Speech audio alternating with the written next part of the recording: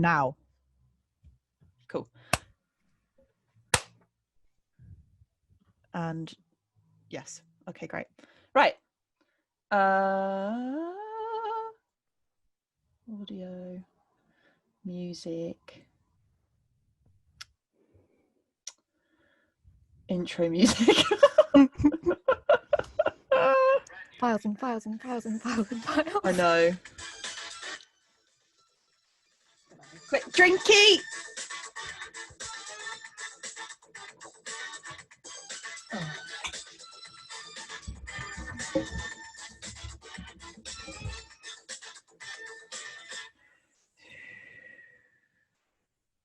Hello. Hello. Oh, fuck's sake. Try that again. Hello, and welcome to Two Queers, One Pod. I'm Bridie. I'm Imogen. Yes, today we are filming and recording this podcast without Harry, and it all just feels a little bit up in the air, but I think we've done okay so far. We've had a couple of technical mishaps. We are pro podcasters. But yeah. What episode is this now? 7? 7. Wow. That is pro, to be fair. That is pretty pro. Cool. But we managed to do an interview for this episode, which is very exciting, and we did that all by ourselves. Yeah, look at us go. This will be, I suppose, about half an hour-ish of us yammering away, and then 25 minutes with our beautiful friend Phoebe. Yes, it's definitely an honour to have Phoebe as our first guest. She's an awesome just general person and friend and all sorts, and it was really, really great to chat to her, so I'm excited to pop that in there. I'm excited to chat to her later on. But today's episode is about bodies in photography, so that's kind of representation of people in photography, both queer and otherwise, and just our kind of thoughts and feels on that topic. And yeah, so we'll have a chat about that amongst ourselves and with you guys, obviously, and then we'll jump into the interview with Phoebe a bit later on. Cool. So when was the first time that you saw an image that you felt either was like really aspirational to you or that kind of represented you? That's a good question. I'm not entirely sure it was actually that early on in life, to be honest. I think for a lot of my sort of adolescence and childhood, it was always like the people that you saw in the media were aspirations rather than on a level with you. Does that make sense? And I think that's definitely the intention, because we live in a society. But I would say it wasn't until I probably got Instagram, and even a couple of years into having Instagram, and then started to follow kind of people with like similar body type to me, that I actually felt as though, oh no, there are people that are confident in themselves that also are similar to me. Does that make sense? Yeah, absolutely. I think it took a long time for me to feel kind of, not like I had a place, because that's a bit too morbid, but like just that I don't know, was kind of, you didn't have to live up to this a lot of times unachievable standard in the media and in photography and stuff like this. And also because I'm also a graphic designer and I work in Photoshop quite a lot, it wasn't until I kind of learned all the ins and outs of that editing software where I really understood, like, oh my god, you can literally manipulate photos so much. So probably half the people that I was seeing photographed growing up didn't even look like that, you know? Yeah, I don't know if you've seen that video. It just popped into my head of when they edit that piece. Do you know what I'm talking about? They edit that piece of pizza into like a swimwear model, and that is just kind of, that just goes to show, really, doesn't it? But yeah, that wouldn't be my preferred. If I was super duper great at Photoshop, that would not be my preferred career choice. But you know, you got to make money somehow. But yeah. And I think when people started doing it, a lot, I suppose it's similar in the way that a lot of bad things happen, is that people in tech or science start out just kind of trying to push the envelope and seeing what they can do, and probably no one thought that that would become the norm of completely changing the way we think that human bodies look. And if you think about like the live filters and beauty filters of today, where someone can look like that's how they look in sort of a video like this. There's actually a feature on Zoom that I saw the other day where you can like give yourself different makeup, and the temptation for me to give myself better eyebrows was so strong. But then I thought, your eyebrows are pretty glitch, great, and that's going to be thank you, this took a long time. But yeah, I remember the first time I remember seeing something in a magazine that I really wanted to look like was Agnes Dane, the model, in I think it was a Jean-Paul Gaultier fragrance advert, and it was black and white, and she had platinum blonde, really like close cropped hair around the sides and then really long on the top. Oh no, that's interesting. And I was probably about 13 when I saw that. At the moment I saw that, I wanted it. I wanted that hair. And everyone told me that I would regret it, that I'd look like a dick. Every boy I was ever with at that time, because that was before I ever had relationships with anyone other than boys, was always like, absolutely not, you're not cutting your hair. Like, you're not, you know, you'd look really stupid blonde, and all of this stuff. And then cut to 2015 Christmas, exactly like 5 years ago. I dyed my hair blonde and I've never looked back.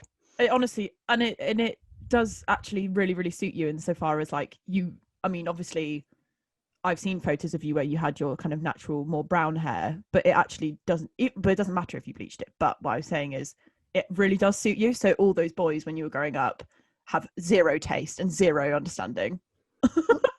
They had some taste because they were with me. Oh, of course. But, oh yeah, no. That sounded so horrible. No. I know what you meant, but yeah, I remember people being so emphatic, and about the short haircut thing, like about you know it not being feminine, and about boys not liking that and stuff. But I've always been way more confident with short hair, and I remember when I first got really into looking at like high fashion stuff, there was a spin more towards the gender bending, more androgynous thing. I was like, oh, these are my people. Yeah, these are the where you look at them and you're not sure girl or boy, it's just art, it's just fashion. And like obviously the fashion industry has all sorts of awful stuff going on. It is not a pinnacle of, you know, good social morals and ethics.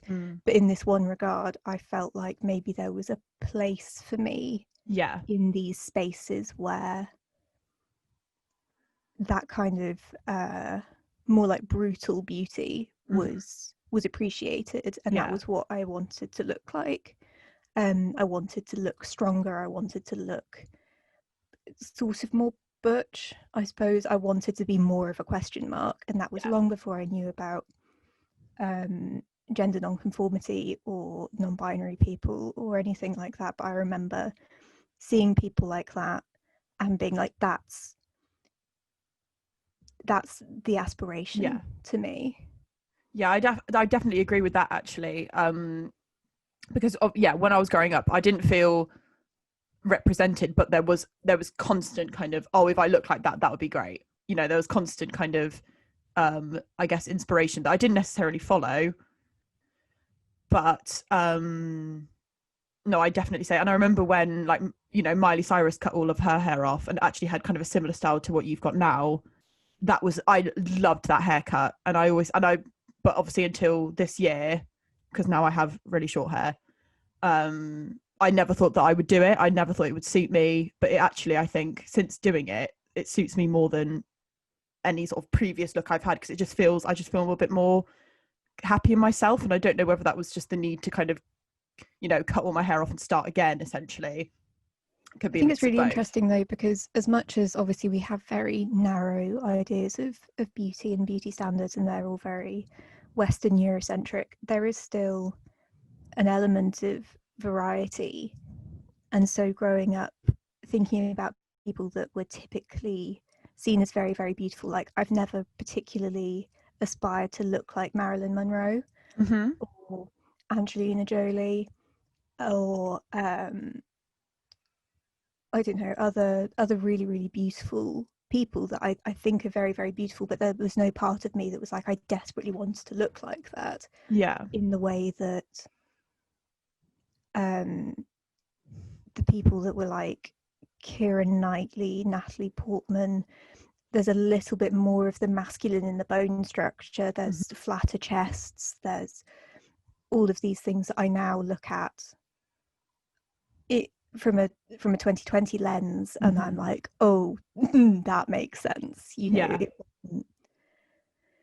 it wasn't just that you thought that these people were really beautiful, because it wasn't limited to that. You know, I also think that Megan Fox is incredibly beautiful, but there's nothing that I would, or you know, the Kim Kardashians of the world, again, really beautiful, but like not something that I would ever aspire to look like, even with all the Instagram in the world and all of these modern beauty standards of the big bum and the boobs and the lips and all of that. Like, it's never got me in that way. The more androgynous thing has kind of like, I felt it in my gut of like, oh, that's the kind of beauty that I would want. Yeah. And I think that's really interesting, because, you know, some people, you know, desperately want to look like Jennifer Aniston or Jennifer Lawrence or those sorts of people. And I think you find the people that you most want to look like, even in that narrow pool. And of course, all of these people are white, because white people are allowed to have a little bit more variety in how they look, in order to hit the mainstream and in order to be that kind of A-list successful. Yeah. I've seen a lot this week and in the last couple of weeks about you've probably seen it too, about that recent photo shoot that Harry Styles did for was it Vogue? Yeah, it was Vogue. Yeah. Oh, good. I don't really keep up with kind of, I know you're a lot more into kind of like high fashion than I am, because like, it's not that it doesn't interest me, it's just I just don't really pay attention. But I saw a lot of people that I follow on Instagram, kind of rightfully so, just saying, because there was the photo shoot of him dressing like androgynously, if that's a word, and in a dress and stuff, and how it was kind of taking away, it wasn't taking away necessarily, but it could be misconstrued as kind of, you know, trans people and queer people started the kind of quote unquote cross-dressing thing. But you know, there's no it's two sides to it, actually, because I've seen some people being like annoyed about it, and other people being like, it's kind of like when Madonna did Vogue, and it kind of didn't take away, but it put it into the mainstream so that other people could then appreciate the people that started doing this. Yeah, I think it is, that's a really good comparison to draw, because I don't think everyone was happy with Madonna doing Vogue.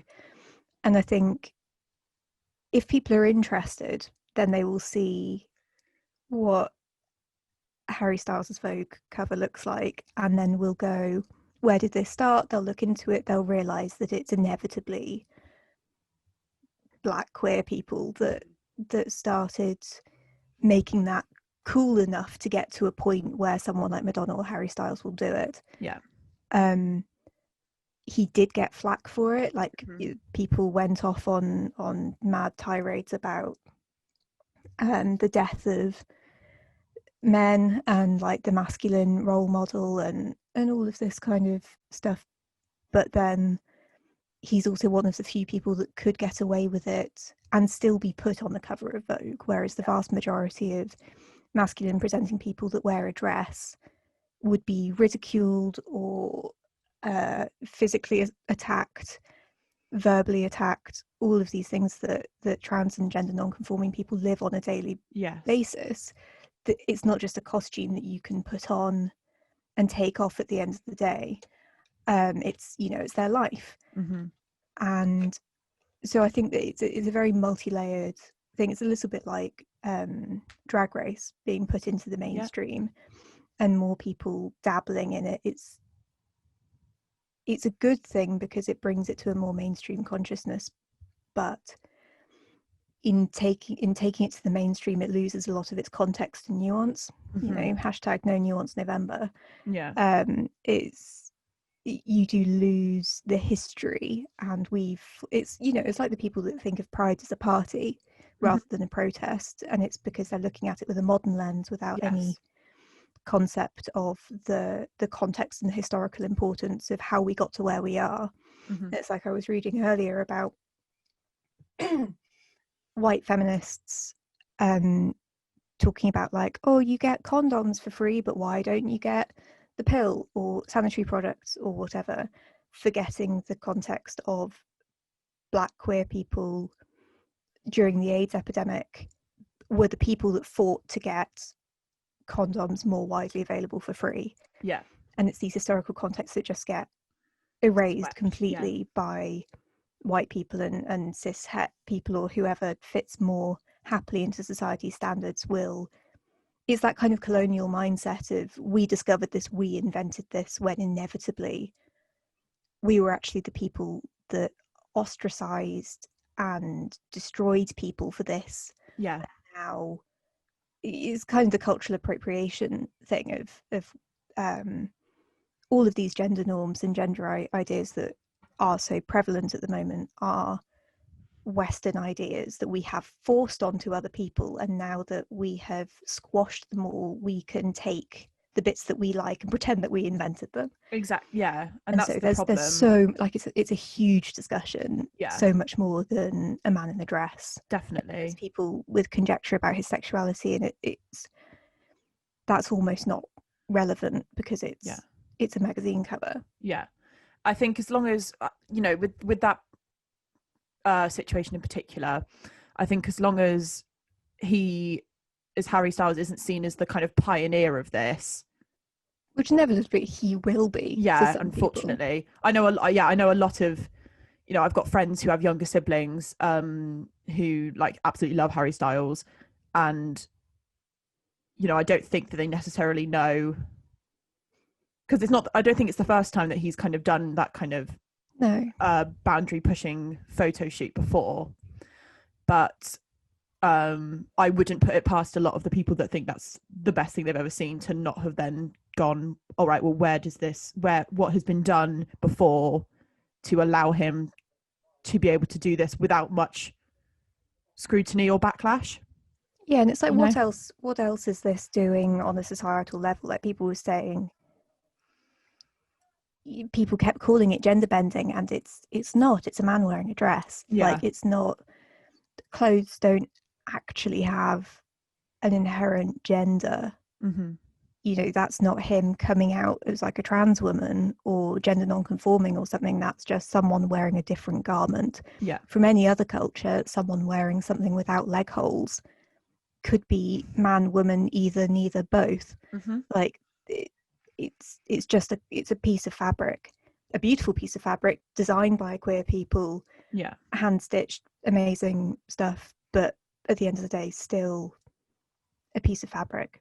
And that's not doing an awful lot to actually actively challenge the societal norms that victimize and marginalize people every day.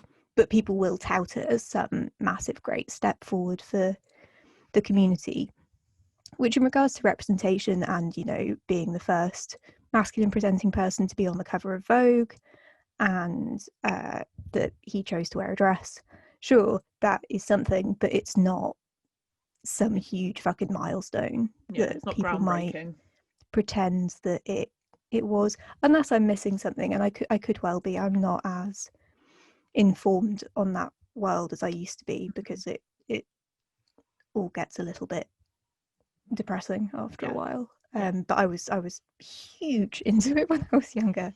It was a massive special interest of mine.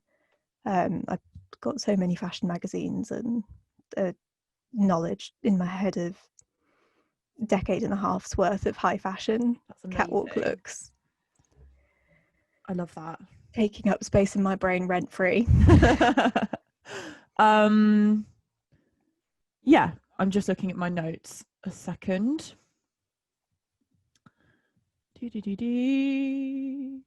Yeah, so we've talked a little bit about your kind of high fashion representation, and then I sort of mentioned earlier about Instagram and stuff.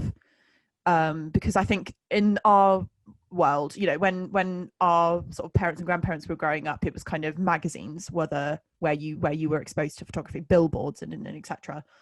But I think for us, it's all Instagram or it's all social media mostly.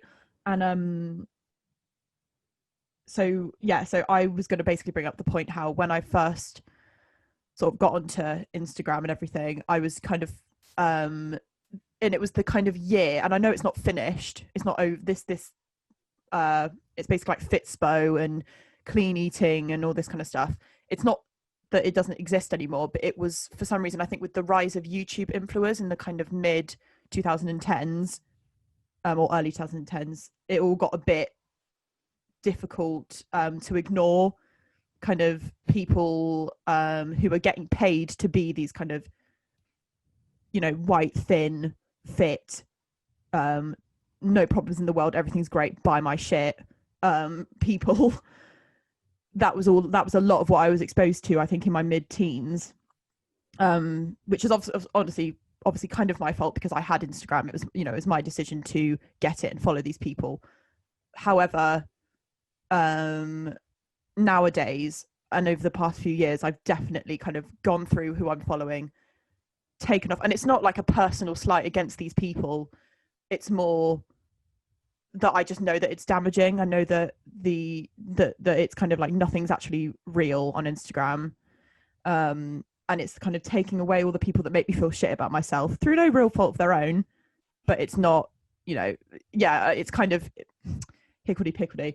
And then or following then and filling up that space that's missing with people that are different or celebrate their differences or are just a little bit more interesting. And like, not, it's difficult because I don't want to offend like another sort of group of people, but it's also like, I don't know. Well, they're almost not people at that point, they are more businesses. Yeah, definitely. Because it's a marketing strategy for them as an influencer and the businesses that they work with. So I think there is a point where you have to realize that you are both a commodity and a consumer to these businesses. And so you have to exercise your rights as a consumer and not and just remove yourself from these places. And that's not anything on them, that's just you with your right to choose where you spend your money, where you spend your time, where you want to be the commodity that's being sold. Yeah, that's it. So with the kind of things that I'm exposing myself to now in media are just kind of queer people who have similar body types to me, or not necessarily, but just people that aren't that kind of completely unattainable standard. And I think that in feeling a bit more represented by these people, it just makes me feel better about myself, and that was it took me ages to realize that, especially when I was growing up and I was kind of not really sure about my sexuality. I mean, I was sure, but I felt a lot of like guilt about basically everything because I went to Catholic school. It was really difficult to find a space where I did feel like safe and I wasn't exposing myself daily to just like things that are causing me mental harm and stress. And I think a lot of that, the kind of people who dominate or did dominate photography or photojournalism have a lot to like say for themselves, in terms of just basically making every kind of slightly different group of people feel like utter crap. Yeah, and I think it does fall at the feet of marketing and advertising companies, but I would say that's probably more symptomatic of society as a whole. Mm-hmm. Because if you look at, so for instance, the Sainsbury's Christmas advert this year that featured a black family that caused total outrage. Yeah. It is in business's best interests to not rock the boat. Yeah. And you know, it was like when the Gillette advert came out about like the best a man can be, and about how, you know, we need to be stopping with the toxic masculinity and raising our sons to be better people and not perpetuating these harmful stereotypes and ideas about masculinity. And then there was a load of backlash against it, with men feeling like they were being threatened, and I think the phrase is woke washing, and virtue signaling. This gets leveled at a lot of high profile either businesses or individuals. And so it's kind of in business's best interest to toe the line with what they think the majority is. Unfortunately, in some instances, the tide is turning against these other people. And so Sainsbury's did do the Christmas advert with a black family. And yeah, so like things are changing. And the thing is that is what British society looks like. So it's not making some kind of massive great statement. That is what societies look like. What our society looks like. And so the advertisers and the marketing people that showed these aspirational, beautiful people that were all slim and toned and blonde and all of that kind of stuff were kind of just symptoms of something, but then they exacerbated the whole issue. And multiple generations have grown up thinking that that's the only way to be beautiful and the only way to be worth anything. Yeah, I remember actually when I was in college, I was studying media, and we had to look at, I don't know if I've mentioned this on the podcast, but I think we've had a discussion about it with each other, and that old magazine called Jackie. I don't know if you remember that, but and just all the kind of, and I didn't really ever ask my mum or my grandmother like what them growing up as a teenager would have been like, but reading these magazine covers where it's all just like, you know, how to make a man love you, 3 tips on not to be so bloody ugly, and it's just like, no wonder these things get passed down generationally.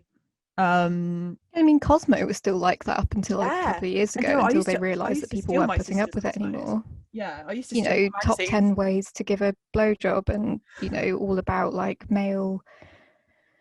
cis male pleasure, and about women being kind of a facilitator for sex rather than an active, enthusiastic participant, and all of these sorts of things. I would definitely say, although it's not really tying in with this topic, but I will just say as a side note that like when I was growing up, before I'd even had sex, I had the idea of sex that I was just kind of you know, you're the kind of plaything. Does that make sense?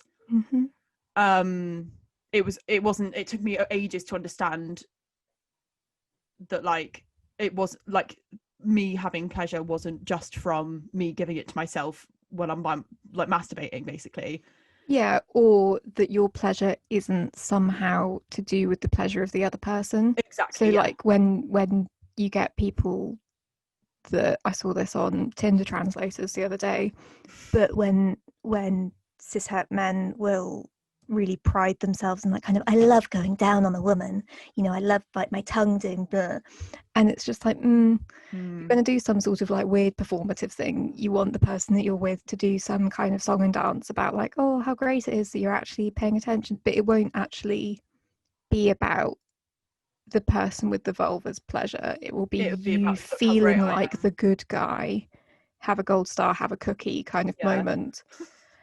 It's a whole thing. You know, you're so not alone in that. It's the vast majority of people still today. Yeah, but I do think that it's grim. That what is to blame is how, because I never really had like a discussion with my mum about sex, which I'm kind of, you know, I don't feel like that was something I missed out on. I didn't get sex education in my school, so I was literally just like nicking my sister's Cosmo magazines and going like, shit, what, like that is not the way to learn. Healthy. It really isn't. No, if I ever have kids, we will be having a workshop. But anyway, here's your first vibe. Yeah, literally. Go have some fun with that. Yeah. And then we'll Merry talk Christmas. afterwards. Yeah, so I guess before we can probably jump into our interview with Phoebe pretty soon, which will be great. We could probably do that now, actually. I was going to make another point, but it immediately shot out of my head. So if it's a good point to jump over there. So just a quick introduction for Phoebe. So she's been both of our friends for like a few years. She's been my friend since I was about 4 years old. She was actually the first friend that I made in school, which was we still remember it to this day in reception. Good times. Yeah, so Phoebe has a degree in arts history from UCL, which is University College London, I'm pretty sure. And she recently completed a master's in art history as well, specializing in feminism and queer theory. So obviously, as soon as she was back home and as soon as I could see her after lockdown, we had a quick chat about her coming onto the podcast, and it all fell into place. And she's going to chat to us about who she studied for her master's, which was a queer photographer called Catherine Opie, who we both had like a pretty small understanding about before. I'm talking about the interview retrospectively because we did do it yesterday, which we have mentioned, but we're going to play it as if we haven't done it yet. It's all going to be very, very streamlined. So let's go and call Phoebe. What? Why? Why does it have to be like that? We interviewed her yesterday. We've already said. Here's the interview. Yeah, there we go. Bam. And so whatever that was. Yeah. So I used to get stuff from the bargain bin in there. Hey, Phoebe. Hello. Hey. Hi. How are you guys? Yeah, not bad. Sorry, I'm just fighting with this microphone box. Bear with me. I am That's loving totally fine. the decorative backdrop on your screen, Phoebe. You look, you've got the Zoom thing down. Yes. Thank you. I literally got I'm in my dad's office. So I literally walked around and I was like, that doesn't work. This needs to change. I don't like this. So we're all prepared. Love it. Yeah. I'm just going to change your name to Phoebe because I don't know if that would make any difference. Oh, yes, maybe because Right. that could be confusing. Phoebe. Does Cool. that change? Oh, can you change it? Can you change it, Bridie? Yeah, I'll change yours as well if you like. Yeah, thank you. Also, Emmy, I love your eye makeup. Oh, thank you. Beautiful. My brother had opinions this morning, and No, I'm he loving was it. just like, "You usually do makeup for the podcast. Why haven't you done makeup yet?" And I was like, He's like, "I'm "You're running out of time." And he was just like, "I don't know, do something orange." And I was like, "Is this okay?" I'm loving it. I love a good orange eye. You can't go wrong. You No. can't go wrong. Nice splash of orange on the shirt as well. Marvellous. Oh yeah, I'm all. He picked my shirt as well. I was just sat there in my pajamas, like I'm not. I've made a cup of tea. That's as far as I've got. I think it was just like, right, wear this and this makeup, and I was like, thank you. That is You're so precious. Doing it on Zoom is great because you only have to really focus on up here, and then it's just, now I know how YouTubers feel. Do you know what I mean? Pajama trousers. Yeah. Oh, amazing. I love it. Also, Bridie, that Somerset shirt is fabulous. It's really good. That's so cool. I would love link it, that. but they've closed down now, so Oh. Have they closed down completely? I don't know. I know they closed down the shop, and then I haven't bothered to keep up with where else they are. Well, yeah, it's not like any of us buy sneakers. No. So, Exclusive merch. yeah, true. Very true. Cool. So how are we feeling? Sorry, I've just got a text message from my therapist. Bear with. Oh, lol. That's cool. Yeah, no, that's fine. That's fine. I'll deal with that later.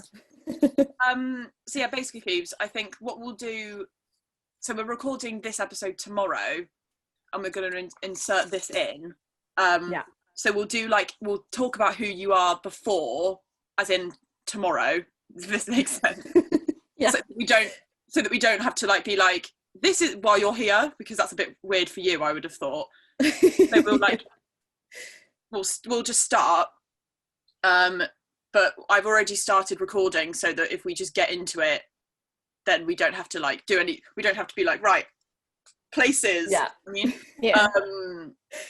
and I think yeah, and we'll just kind of, because we haven't recorded the episode yet, I'm kind of like, I don't know how to kind of steer into it, but Imi I might. guess it would probably be good if you did like a small like introduction, because then that means that we don't have to fumble around with what we think, like, who we think you are. Yeah. Yeah. So you can be like, hello, I'm Phoebe, I did blah at university and I'm very passionate about blah. And then we'll steal that. Like, this is Phoebe, she studied at I can university. do that. Like, you, so yeah. No, I can do that, definitely. I mean, I'm going to show you these are my notes. I love it. I was actually like, if I'm doing this properly. So, and I was like, I'll just like post-it note a few of my favorite artworks, and then like next thing I know, the whole book has been post-it noted. Fantastic. So yeah, I was going to send you guys like some images beforehand, but then I had to move the logs this morning, so I couldn't. But they're all on Google, and I can send links to the galleries that represent her if you need. Yeah, we will probably try and insert some photos for our video version. Yeah. Which I've got a Pinterest board put together of like some of the yeah, I didn't realise that she was at the exhibition that I went to. Yeah, she was. Last year, which was awesome. Well, I did obviously at the time, but then I forgot. But that's pretty cool. Yeah, she's very cool. I saw her in like January or February, like obviously before Corona. Yeah. Like in a live talk, and I remember literally just being there, like I was by myself and I was just sat in this room like trying not to freak out. It was like seeing a celebrity, and I was like, oh my god, this is the coolest thing. I love that. I always, whenever I see famous people on stage in the same room as me, I really have to kind of go like, right, your feet are on the ground, you're in the room, that person is literally there, because it just doesn't feel real otherwise. It's crazy, isn't it? Yeah, it's mad. But yeah. It is Cool. funny. So I think basically what we'll just be like is yeah, you introduce yourself, and then we'll just go like, so why did you start? And then we'll just, you know, we don't pre-plan things here. We're very like naturals. No, I like it. It's organic. And I've got to say, I listened to the pronouns episode, and I was literally like, when all you want to do is like join in. Yeah. Like, yes, oh my god, I love, like I was literally like, I was like folding up my laundry or something, and I was just like, yes, this is exactly what I'm talking about. So it was really nice, and I feel like it will like link nicely, like all of her work will link nicely to what you guys were saying as well. So amazing. There's a nice little bit of continuity. Brilliant. Yeah. Cool. So hello. It's I never know who's gonna, because there's two of us, it's like who's gonna go first. Amy, do you want to go first? As in go first doing what? I don't know, who's gonna be like, hi, who's gonna start? Well, hi, we're here in the past interviewing our wonderful friend Phoebe. Phoebe, why don't you introduce yourself? Hello. Yeah, my name is Phoebe. I've just spent 4 years at UCL. So I did my BA in art history, and I did my MA in art history as well. I've specialised in modern and contemporary art, with a specific focus on feminist art and women's art, but also recently in my master's, queer representation and queer theory in art as well. Yeah, so that's me. Oh, that's so cool. Wow. It's very fun. I mean, it's stressful, and the whole master's just felt like a roller coaster on fire, but also very fun. Nice. Yeah. Do you find because you obviously have to do a lot of analysis in your course, do you find yourself doing that in like everyday stuff as well, like kind of using analysing things? And just like really looking at things as well, like just to the point of like ridiculousness, just like looking at an advert so like closely, or you know, like a Vogue magazine, you're just like probably analysing. yeah, it kind of follows you everywhere, but I guess it's quite a good skill to have. Definitely. Yeah, they're really good tools to have at your disposal for being able to, particularly with things like adverts. So even though you didn't do necessarily like marketing or something, with that art history lens, you can see patterns emerging throughout like ways of like we persuade people that certain body types or you know kind of beauty ideals and stuff, and that's been the case for such a long time. Like going back into old masters and stuff, they were the people that decided what was beautiful, and now it's advertising companies that decide what's beautiful. 100%, and especially with feminist and queer theory as well, it really does give you that socio-political lens to look at adverts and be able to think about the politics of representation in them as well. Yeah, it's also just how people are trying to persuade you. It's like when you have the tools for analysing things, it's almost like you've learned like a new language almost, do you know what I mean? And it's kind of you're understanding the secrets and the persuasion of these advertisers. Because I did media A-level, which isn't obviously is nowhere near as... No, I did it too. I loved it. Loved it. It was, and honestly now, I sit, me and my friend Harry, who's also the producer of the podcast, have been in each other's kind of support bubble, and when we watch things that have adverts, I'm just kind of, I think he kind of doesn't really pay attention, but I just literally watch the adverts and I just pick them apart, and it's so much fun.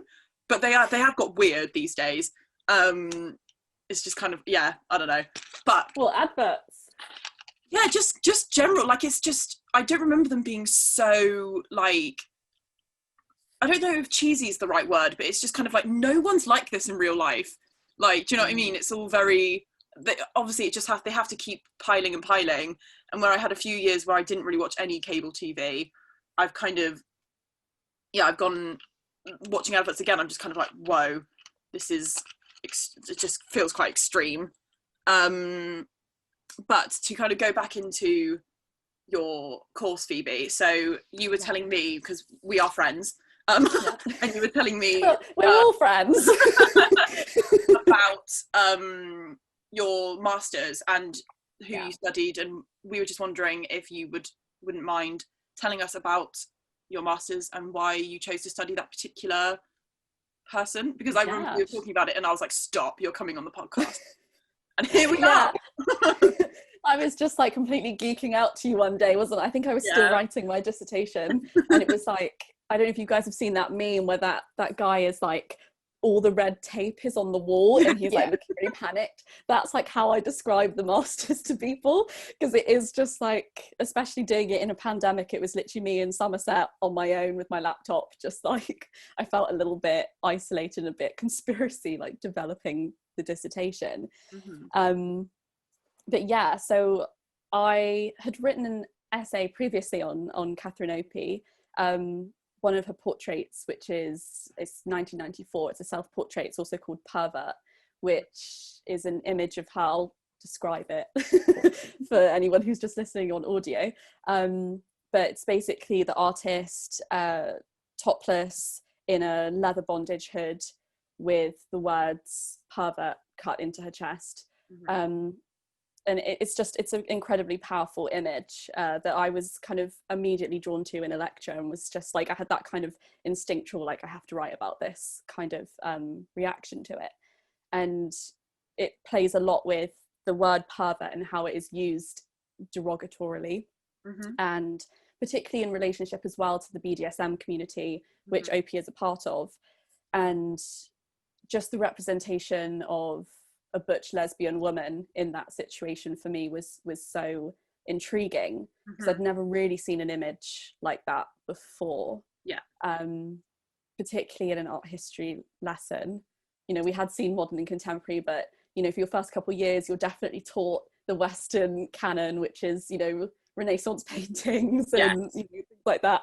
So it's obviously it's a big change. She does look at Renaissance paintings and kind of old masters paintings, and there's definitely an influence, but it's obviously a very different kind of subject matter and approach. So for my masters, I kind of went to a Barbican exhibition called Masculinities, which was on kind of the beginning of this year. I think it's moved now. And one of her first series was in this, and I just had to write about it. Maybe I should give a bit of an intro about her. Would that be? Definitely. If you'd like to, I read her Wikipedia page, but that is basically as far as I got. So, I mean, go ahead. she's still, you know, she's a contemporary artist. She's still practicing. So there's lots about her, which is really good. And she does loads of interviews, and loads of them are accessible online. So she's definitely a very accessible artist, you know, to kind of explore. I'll make sure to link some of those in like the description of this episode and stuff. Yeah, she's just incredible. I could geek out all day. So she was born in 1961. She had her first camera when she was 9, I think it was, and she'd made her first darkroom by like her mid-teens. I think she was like 14 or something. So she was like invested in photography since she was really young, and she was influenced by the kind of canonical photographers of America, like Lewis Hine, and the kind of documentary photography practices that were going on with, like, I think it's Farm Security Administration. It's a whole kind of American documentary history. She went to uni and studied photography there, and I think she even did a master's. But I think for her the most kind of interesting is when she starts to move to California. She's originally from Ohio, and this is where she starts to use the camera as a form of like community building. Excuse me. Oh, that's all right. Oh, that was me. Sorry, do continue. You all right? No, that's okay. I felt that come up my throat, and I was like, you're going to cough. Anyway. Harry, you can cut this bit out, please. That was fruity. I saw the start and I was like, is she leaving? She's originally from Ohio, and she moves to California. She's originally from Ohio. She moves to California, I think for the degree, but I'm not quite sure. And she starts to get involved in this community of the LGBTQIA+, but particularly the butch lesbian community and the BDSM community that's in San Francisco. And so whenabouts was this? So this is like the late 80s, early 90s. I think it's kind of the early 90s. She makes the series Being and Having, which is what I wrote my dissertation on, and is kind of considered one of her first big series in 1991. So that kind of era, we've still got the kind of AIDS crisis happening. We obviously have, I think the attack of Rodney King is due, if not happening at this point. We're kind of negotiating the residues of what some people would call like second wave feminism. So it's this, if you look at it kind of intersectionally, it's a really interesting moment to think about American society and identity with race and sexual identity and gender. And from there she's kind of grown. So her first kind of series are about the queer community, really, and what it means to be part of a community, and how photography, through its practice and also its subject matter, can create community and invite and celebrate and welcome. But she does a lot of different work. She's obviously most well known for her kind of portraits and figurative work, but she's also done a series where she takes photographs of like American freeways, mini malls she's done as well, surfers. There's like this whole kind of body of work which is very diverse. She's even done photographs of, I want to say it's Elizabeth Taylor.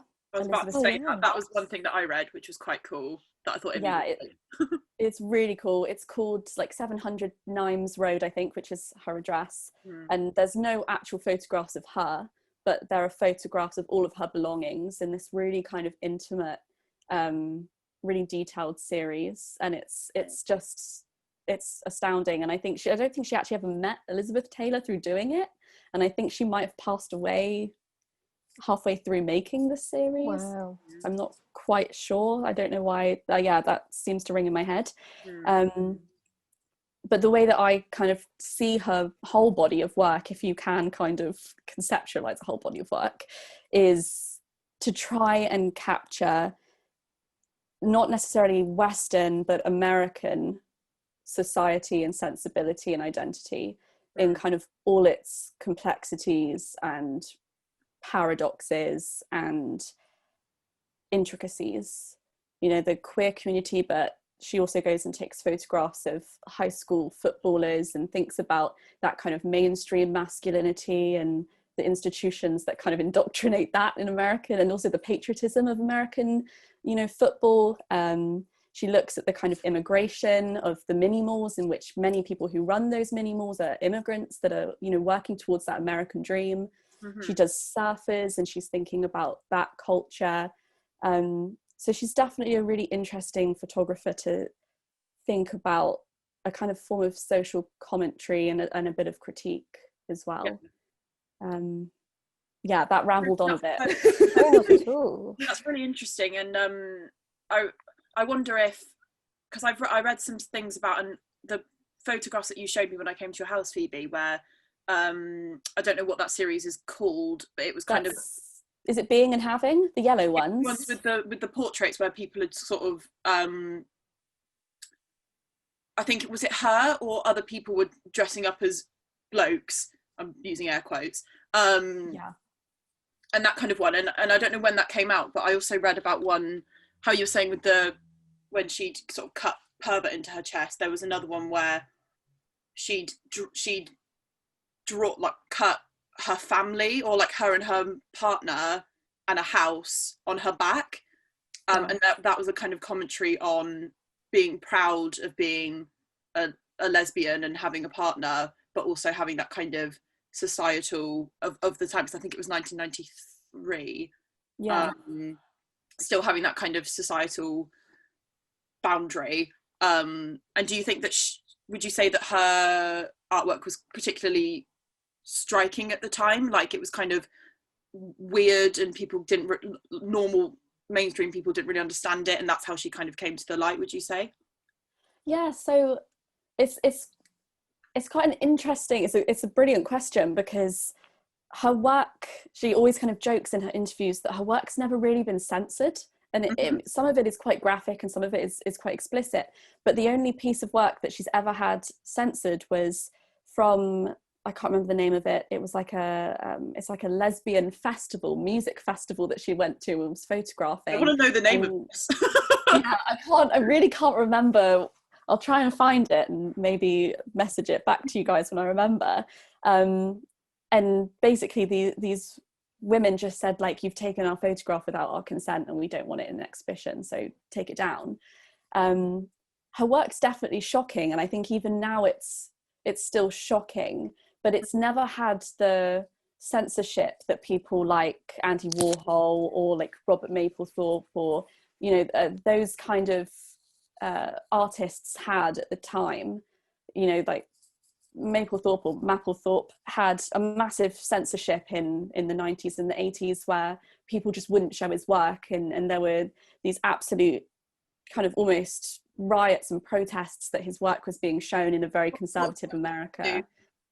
His work is a lot of BDSM and quite explicit sexual imagery, so obviously people are not all down for viewing it, but yeah, and obviously Andy Warhol did a series, I think in 1964, which was meant to be shown at a World Fair, and it was of criminal mugshots that were all screen printed and shown on this big side of a wall, and that one day was just covered over with aluminium paint, and nobody really knows why or who did it, but they completely censored the work with this, for fear of a homoerotic undertone, because these men were looking at each other and looking at themselves, and the criminal was a very kind of sexualized masculine trope in American cinema at that point. So, you know, at the time, American conservatism was really censoring these artists. So there's That's a fascinating, because usually we would have more, or male artists would generally have more leeway, but could this be indicative of kind of the erasure of like lesbians as part of the LGBTQIA plus community, and sort of the idea that mainstream media, or just mainstream society hasn't necessarily had the issues with lesbians that they have with gay men, because they almost don't believe that they exist. Yeah. Would you say that that's how she managed to fly under the radar, or is that completely off base? No, I think that's completely on the point. Absolutely.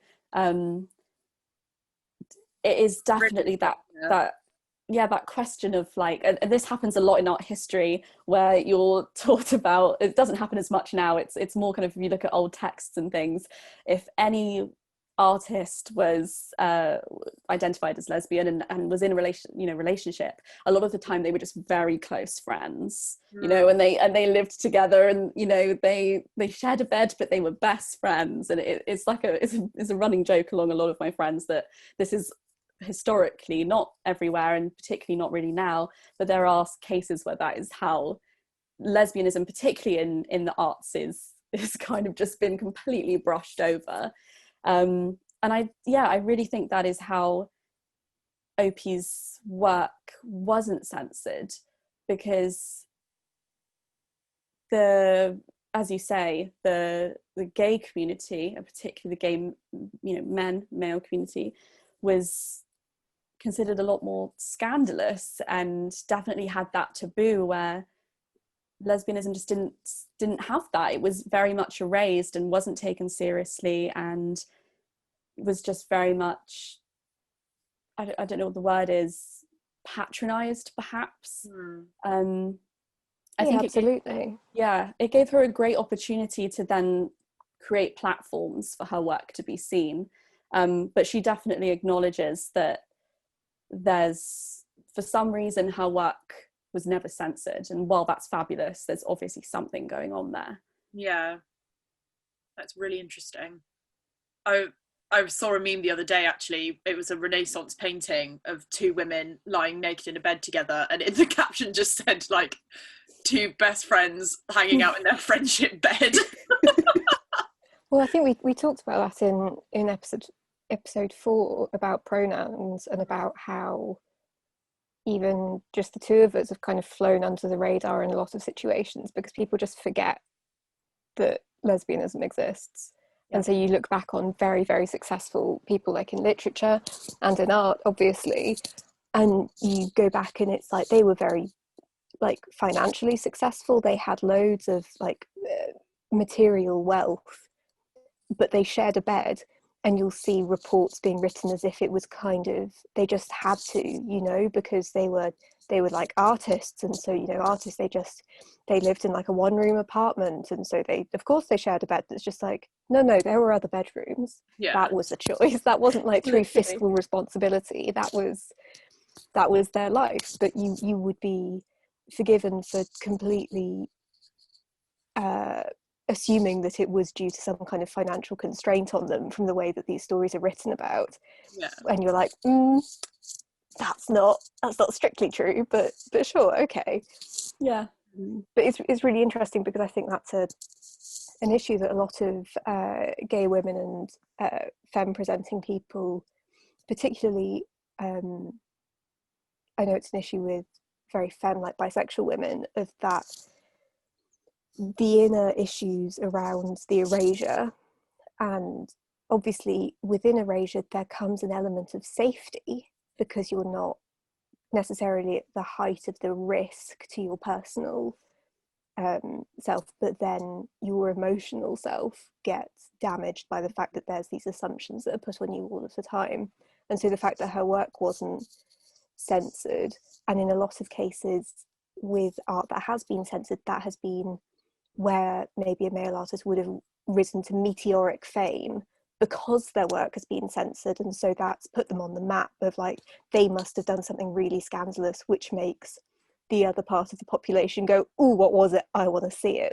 Definitely. So her flying completely under the radar and not being censored meant that her art never necessarily rose to those meteoric moments of your Andy Warhols and stuff. And it is that double-edged sword of the erasure, and it's kind of like a more passive censorship of like, we won't actively censor it, we won't paint over it in black, but we'll kind of just pretend you're not there.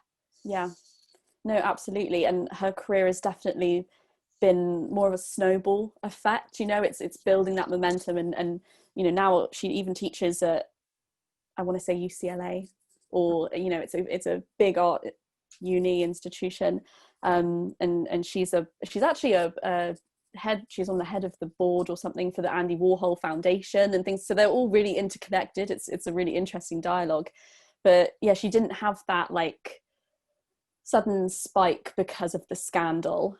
And yeah, as you say, it is very much a gift and a hindrance in representation, and also just, you know, your career as an artist.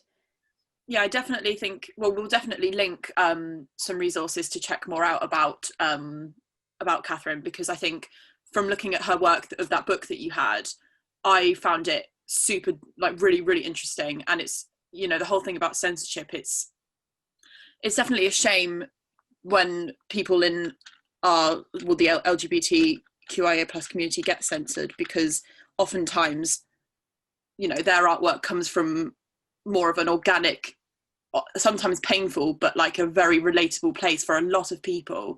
And it is a shame that they aren't quite as easily found or accessible. Yeah. But definitely looking through, remind me of the name, Phoebe, if you can, of the exhibition that was in that book, or the body of work, because I think it's really lovely to see our community, which is so diverse and celebrates so many different elements of being, you know, gay and a person, and I think it would be really nice for as many people who will listen to this to see that. Actually, definitely. Yeah, I mean, so she was at Masculinities at the Barbican. Mm-hmm. She is represented by Thomas Dane Gallery in the UK. If you go on their website, they have images of her work. She's been exhibited, I think, in the US. She's represented mostly in California, so places like Reagan Projects, and I even believe Chicago. I think it's the Museum of Modern Art or Contemporary Art in Chicago. I mean, the book, I have a book in front of me, and the book that I have is actually from like this one. I was very kindly gifted this by the Norway, I think it's Norway Gallery. I'm going to try and say this. Henny Onstad Kunstsenter. Right. We'll see. I think that's in Norway. Correct me if I'm wrong. I do apologise. So she's shown quite internationally. Another thing that I really liked about, so Being and Having is the series that you were talking about, Bridie, where it's a yellow background and they are dressed as their kind of masculine personas. Which, putting a pin in this, Emmy, we need to do that. Yeah, no, literally, I said to my friends, as soon as we could all celebrate that the masters had been completed, that we all need to dress as our masculine personas, as like a end of completion celebration. But kind of linking back to that pronouns podcast that you guys did previously, what I liked so much about this was they are butch lesbians. They identify as women, although some of them now identify as trans men, or are trans men. And it's not only the representation of the BDSM and the butch lesbian community, it's an embrace of alternative masculinities, which go beyond the biologically sexed, that go beyond even the kind of, what I would say is in America, the kind of ideal masculinity, which is straight, white, cis, bodied, men. And it's a really interesting piece to think about masculinities that don't fit into that, and the beauty of those, the dignity of these. She works a lot with old masters, like Hans Holbein the Younger and Franz Hals and people like this, who painted men in their portraits, obviously looking very regal and dignified and in control and powerful. And she's using those motifs in that language, and she's creating that environment and that that sense, that status, that dignity for people that have been, as we've discussed, censored and erased and oppressed and marginalized. And I mean, this is such a significant piece of work for the history of queer representation beyond just sexuality. Yeah, and that's something that I think we have talked about it before on the podcast, but it's something that we both feel quite strongly about, is that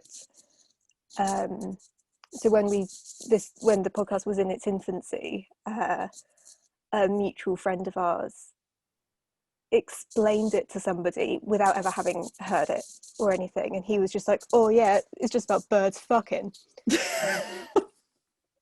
Which, wow. Unfortunately for him, if he has listened to any of it, this is woefully lacking.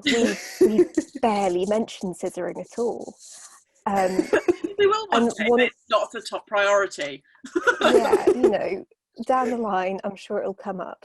But for now, but one of the things that I noticed about her work is, obviously there are the BDSM themes, but in queering these traditional archetypes of kind of master and man and these ideals, particularly in that kind of glossy American dream nuclear family type thing, in queering those, she humanizes and dignifies, and all of these words that you don't often get around narratives about queer people.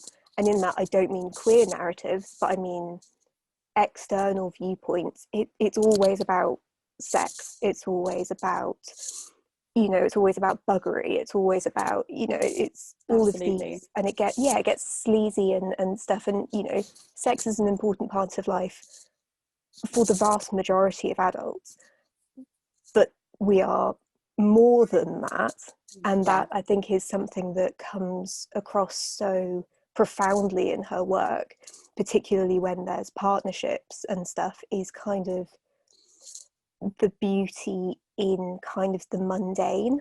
Yeah, absolutely. And like the normalcy of, like, there's this one in particular that I really love, which is Melissa and Duke Durham, North Carolina.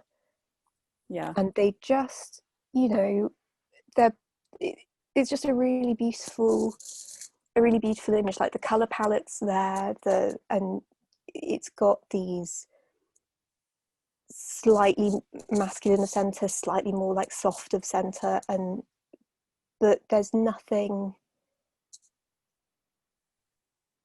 graphic, there's nothing, but it's a beautiful queer image. Yeah. That has fuck all to do with sex. And I love that, you know, even though you're completely right, some of her work is really graphic, like with the scarification, and, you know, there are these butch lesbians as their masculine counterparts, they are like topless or whatever, but there's nothing vulgar about them, there's nothing sleazy, it's just giving people the power that they should have always been allowed, and really showing that with the dignity given to kind of like the emperor type archetype, or the father, the master, like those sorts of things, that there are threads throughout so much of society that use these archetypes, but our community we have them kind of stolen from us, we don't have that solidity. And so to show us in these ways it's just really, like, beautiful. Absolutely. Sorry, you go. No, you go. Oh, I was just going to say that I think it's really nice as well for people to see queer relationships represented in such a way where, you know, there's this whole thing about how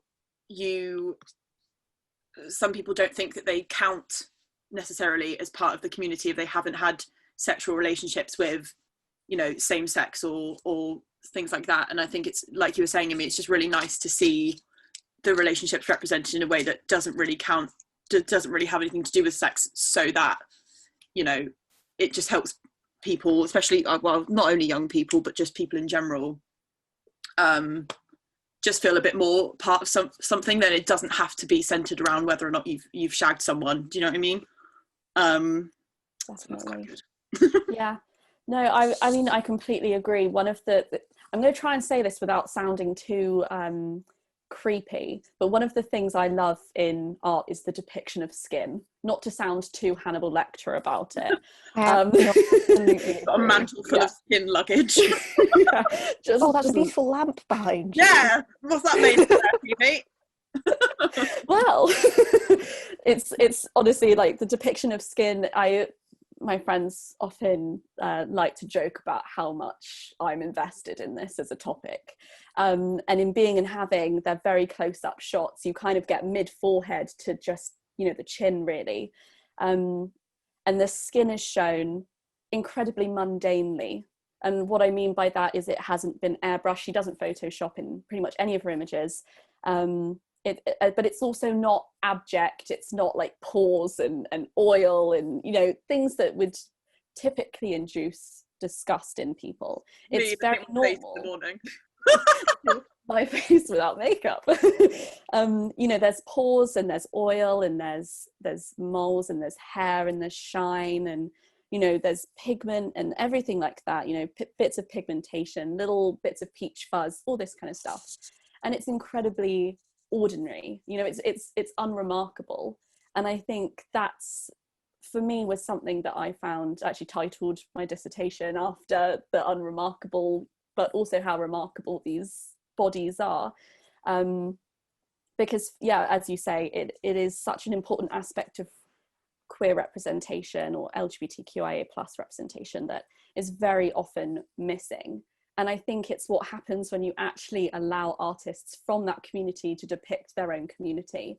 Absolutely. Instead of having an outsider coming in, when you have that lateral relation of the group and the community and the mutuality of that, I think this is what happens. So it's kind of like a championing of actually showing these works and funding these artists and exhibiting them in galleries and letting their work speak for itself instead of having someone else try and speak for the community. Yeah, absolutely, because it's about the gaze as well, isn't it? And that's, by gaze I mean GAZE rather than us beautiful art, but about who's looking through the camera. Because then if you think about the lack of particularly lesbian and queer women representation in the vast majority of media, with the exception of porn, the lesbian quote unquote porn is these beautifully polished, long-haired, hairless, long-nailed, kind of glamorous women who I'm in no position to make any estimations about their sexuality, but they absolutely do not represent the entire spectrum that is lesbian women.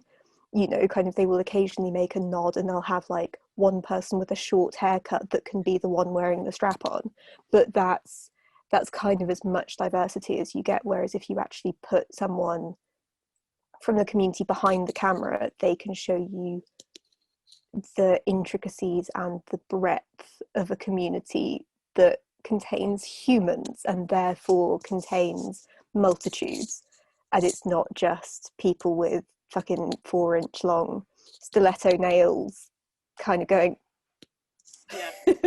tentatively prodding each other, and you end up with something that's just the remarkable of the unremarkable. Yeah Amazing. Well, I think I don't know, it does not tell me how long it's been, but thank you so much, Phoebe, for thank you so much. I've learned so much, and I think it's going to be really good for the listeners to find out more as well. And if we can find some, because obviously she's still working, as you say, but if we can find some more like more contemporary versions of Catherine Opie doing the good work of just kind of no particular lens, just real representation, which is what we definitely need more of. We will link you, lovely listeners, to that. But yeah, thank you so much, Phoebes, and thank you so much. Thank you for being our first guest. I think it's gone pretty well. What do you think, Emmy? Yeah, no, this is yeah, we were way less awkward about it than I thought we were going to be. No, thank you Hey. guys. It's lovely. I sometimes feel like it's just me speaking to my laptop when I'm doing these things because you get so invested. So it's lovely to share it with like-minded lovers. I'm of just the really art. grateful because I'd never heard of her. I Yeah. had seen some of her work, I realised latterly, but when Bridie mentioned her by name, sort of in a, you know, the way that we would about like Andy Warhol or something, and I was like, oh yeah, I definitely heard of her. No, I mean, The Google. I'd literally not heard of her till the masters, and then I was shown it in a lecture, and I was like, "Who is this amazing woman?" But as a And jumping off point for like, because then articles that she's written about in, that's not grammar, articles about her have also had links to other similar people who either have been like her inspiration or have been inspired by her, and so that's been an amazing jumping off point for seeing so many images that I found really inspiring and kind of uplifting in a way. Like I sent I think it might have been like a Dazed magazine article to Bridie and our friend Kate, who's a photographer, the other day, and it was a group of like trans and non-binary people getting ready, and he'd been like sort of following them around and taking pictures of their like getting ready process. And I went and looked into him, and it's just like a cishet man, a cishet white man. And I was like, as soon as I know that, and it's really bad that this is the truth, but like as soon as I knew that, it sort of detracted from the images. And I was like, no, like you say, it's, you know, it's an outsider. And so seeing what can be done when one of us is behind the lens, you can compare them and you go, that's like where the magic bits are. So I'm really grateful for your expertise on this and for signposting us to this, because it's been amazing. No, you're so welcome. I mean, I hope I have offered some things of value, but obviously there's still so much to learn. I feel like, I mean, my dissertation was pretty chunky, but I was literally ruthlessly cutting things out, which was heart-wrenching. So there's definitely a lot more work for people to do. And if people are in, you know, are writing about art and are thinking about art, she's definitely someone that doesn't really have that much written about her apart from interviews. And, you know, there's a very limited body of work. So there's definitely more work to do there. People. It's great that she's putting herself out there though, because I think a lot of really influential female artists, particularly once they get to a certain age, do just go, you know what, nah, I'm fed up of this shitty art world and all of the needless criticism that kind of comes with it from not being part of the old boys club. And so they just won't do interviews. Like I can't remember who it was, but there was someone on Grayson's Art Club in the first series that they did of that on Channel 4, and she was just like, I will be drinking a can of Special Brew the whole way through, and I will have a fag in my mouth, and I don't give a fuck about your censors. I will swear there will be no music playing over the top of my interview, and that is the only way you will have me, and also you're not to get in my way because I will be going about my daily routine. I was just like, fucking yes, good on you. If that was a man, I would have been like, what a diva, what a twat. But she was like, I don't know, late 60s, early 70s, and I was just like, fucking she's just doing her own thing. Yeah, like the can of, I think it was Special Brew or like strong. I think it was. I remember watching that and just being like, what an absolute legend of a woman. Everything I want to be. And like she'd had like an illicit affair with like a lord's wife and all of this stuff, and I was just like the pinnacle of lesbian existence. Thank you very much. No, Opie's still very open about these things. Lots of interviews and I think her exhibitions are also, she's still producing work and she's still being exhibited everywhere.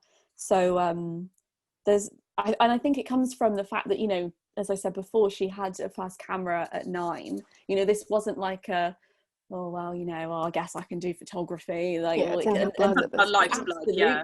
And like it's, I think one of the first images she ever took was of herself, and she's like this little child, and it's a kind of self-portrait. I think it's done through a mirror. I'm not quite sure, I can't remember it exactly, but it's interesting how obviously her work has developed. I'm not going to say it's the same since then, but there's this like beautiful strain throughout all of her work where you can see that this is coming from a place of genuine, you know, my camera is a powerful tool for not only kind of visuality, but like what's the word, like cipherability. It's not only that they're seen, but it's that they're understood and they're depicted in a way that they feel is empowering and they are empowered by. So lovely. I think, yeah, her longevity, I hope, will continue, because she does speak to such an important history, but also present, but also future. Like her most recent work of animated collages, and they're taken from news clippings of every newspaper that has been, I think, since Trump has been elected as president, which obviously now like but like it's an incredible body of work about what it means to be American and in American society. And it's still, you know, she's the whole body of work, the way that I see it, all connects together, thinking about the past, the present and the future of our community, but also kind of the wider communities of American culture, Western culture. Yeah, so hopefully Amazing. she'll be around with lots of work for a very long time. Yeah, we've all learned lots, but there's so much more to learn as with everything. But yeah, this has been really great, Phoebe. Thank you. Thank you. And yeah, I hope you enjoy listening to yourself back when this episode comes out. I'm gonna start I'm gonna hear my voice and it's gonna be like it takes some getting used to, but you just have to kind of I hate my voice, but it's I think I can't do anything else with it. We'll probably like cut down a bit of it for the episode, but then put the whole interview onto Patreon. Yeah, absolutely. Yeah, I'm thinking. Yeah, so that's, you know, done. We're done. Yeah, we're done. Sorry. Well done. What was I going to say? I hope I didn't ramble. I really hope I didn't ramble. Please cut it if it's rambly. Like, we'll listen to it back, or I'll put it on Drive. I mean, we can watch it back. Because I was kind of thinking as we were going, like, I don't know how much we can cut out because it's all quite good. We cut out the adverts discourse. That was just the warm up. That was, you know, getting into the swing of things. But yeah, we'll see whether or not. Yeah, we'll just might have to do like an extra long episode, like Imby said, like the longer version. Well, I won't be offended if things get cut. Honestly, like I can 100% trust you guys. But there would be like a full version for the paying subscribers to, and obviously we'll send it to you, so you can have it. But yeah, thank you very much. Yeah, well, thank you guys for listening to my. It's been so lovely, really. Yeah, really interesting, and really like it just really fits in with our vibes. So, yeah. Well, no, thank you for having me. I really do appreciate it because, yeah, it's nice to have people to talk to about this. And also, thank you for all your support with the podcast and like sharing as much as you have. And wasn't that lovely? Yes, that was great. Phoebe was so interesting and eloquent and had so many great points. It was really hard to cut it down to just 23 minutes. We've got I think a more uncut and longer version available for our Patreon subscribers. So if you want to listen to the full hour of us yammering on. Yeah. I'm really gutted though, because we had like a really hilarious conversation about chickens, like just after the interview, and I had stopped recording by that point. But it was it Claire Baldwin? Brilliant. Yeah, Claire Baldwin. I can't remember her the other rage. names. Yeah. Claire Baldwin was a chicken that Phoebe had with PTSD and unfortunately had to return to the woman that gave her this chicken, but she still has two. But anyway, yeah, that was a really good interview. I felt like I learned so much. And what a fun, probably stressful, but what a fun topic to study for a year. Like, I just think that is so interesting, and it's so cool that Phoebe chose to learn about that and also share it with you guys. And I hope you've all learnt something from that as well. Amazing. So, I guess that's that. What is the question of the week? Oh gosh, I do know what it is. Do you? Yeah, it was to do with photography. So it's, if you had an infinite budget, what would your dream photo shoot be where you're the star model? You're like the face of it, you know? Do you have an answer since you knew the question? Because I forgot. I do. And it's a little bit like, so basically with these questions, I kind of go with the first thought that comes into my head, because, you know, I could have many dream photo shoots. I'm a Leo and I'm a bit of a narcissist. So I would say, you know, I think I am. I mean, I would. Narcissist is a pathological term, and people Okay. really need to stop overusing it. Okay, I'm not okay. Right, I'm a Leo, and I would love for someone to just come up to me and go, "Hey, here's £1 million. Do you want to do loads of photo shoots?" Which then I would probably get framed and have all over my room. So do with that information, make your own assumptions about that. There's a small bit of vanity, perhaps, and that's about it. Maybe. Oh yeah. So mine. So basically, journey back to 2007. There is a music video by Ashlee Simpson called Out of My Head, if anyone's familiar. I remember when it came out, I was obsessed with it, and I feel like no one else knew what it was. Like, no, it wasn't really talked about much, and all the comments on the YouTube video, because I went on to kind of refresh my brain, they were like, you know, this song didn't pop off enough, like near enough as it should have, and I was like, agreed. But basically, there's a part of the music video where Ashlee Simpson is sat, so right, I'm going to do my best to describe it for people who are listening, but imagine, right, mountainous backdrop, and like sort of desert flooring. There's like a therapist's office with like a chaise lounge and like a lamp.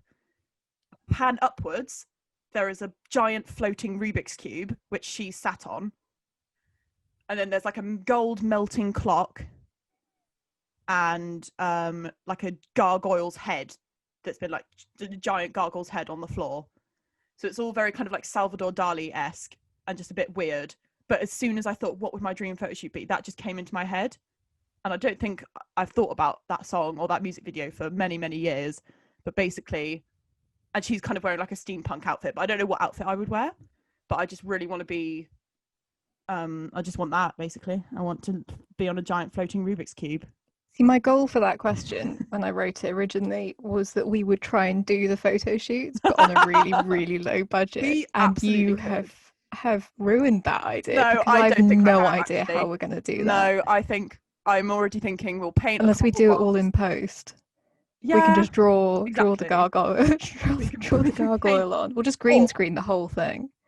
Yeah, or we'll just get really small versions of everything, take really like high resolution photos, and then just blow them up. But we could paint a cardboard box to look like a Rubik's Cube. Yeah, we can just crop me and put me up in the air. I think that's very achievable, actually. If we put our heads together. Yeah, no, we can. We'll give it our best shot. Yeah, keep an eye out for that. But yeah, what about you? Have you got any? What does your? Well, that's the thing. Like, because I have. I always sound like such a prick. Well, I always feel like I sound like such a prick when I talk about this, but I have done some modelling. No, you're beautiful. I blame you. Embrace it. And I was once asked to do a photo shoot because of my queer identity, which, in hindsight, should have been a red flag at the beginning. Mm-hmm. And I hadn't really come out yet. Certainly not as non-binary or gender fluid or agender or whatever. Mm-hmm. But I don't know how it had happened. But yeah, anyway, so this photographer knew. I didn't know her very well, and so she asked me to do.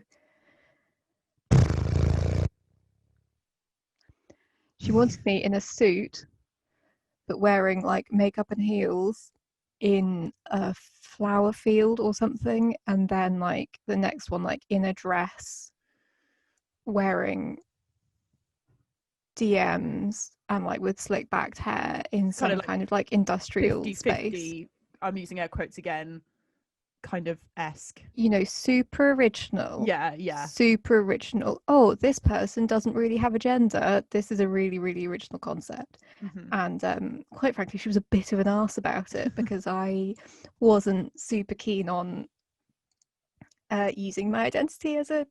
I mean, here I am on 2 quiz, 1 pod, for fuck's sake. But no, at least this is my own project. For someone else's gain, it felt a bit weird. That woman wasn't. Yeah, she was straight, to our knowledge. Yeah. Because I do remember this happening. So, you know, it's that kind of like, you felt like it was kind of like a glorification rather than Yeah. Or it was just kind of a weird fetishization moment. So I wouldn't do that, or I would, but it would be with us and we'd do it better.